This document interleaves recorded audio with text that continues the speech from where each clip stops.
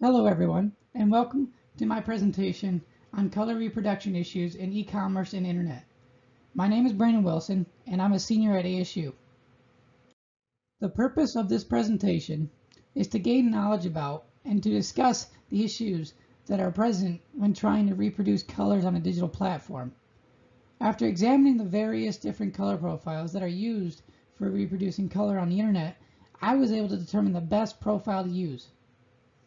The main goal of this presentation is to provide insights and enable users to make better decisions on accurately reproducing colors, whether it's an e-commerce business or just the internet in general.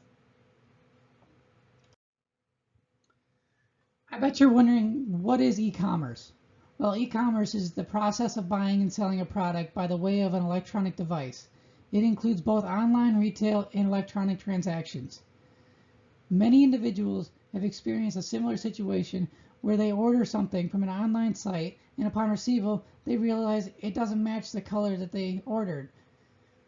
This is because of color reproduction issues.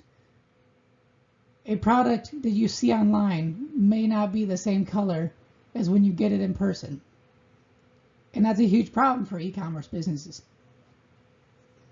All e-commerce sites are built off of consumer trust and loyalty. But when something like this happens, it can ruin a company and result in loss of sales. Thinking of the consumer, how is a product being viewed? A mobile device? A tablet? Maybe a color monitor? Or maybe a TV? There are hundreds of different devices that all display color in a different way.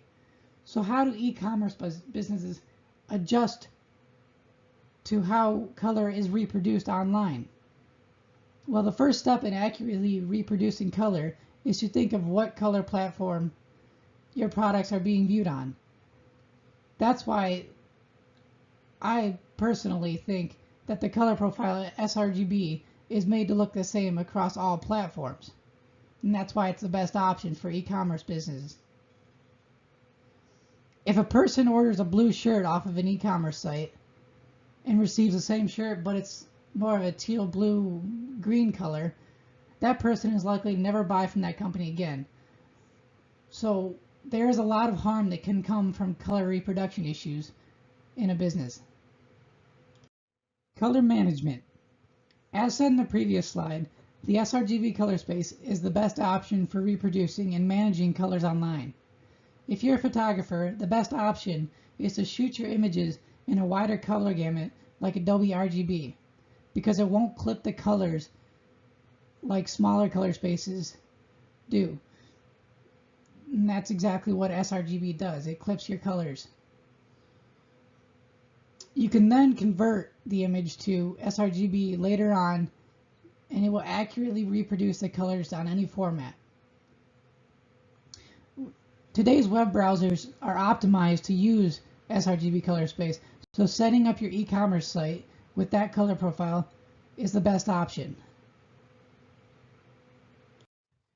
How color is viewed. The average human eye is able to see up to 9 million different colors, and the current color monitors can display up to 16.7 million different colors. So designing an e-commerce site with an sRGB color space will allow for the most accurate representation of your products.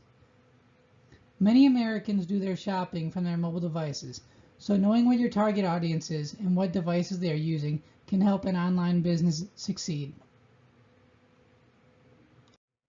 My first recommendation, if you're an e-commerce business or just an online business in general, is to take photos of your products in either Adobe RGB or Pro Photo RGB, and then later convert the images to sRGB before you put them on your website.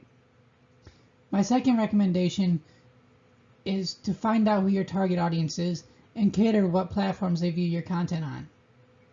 My final recommendation is to use the sRGB color space along with a precise white balance to correctly display the colors of your products.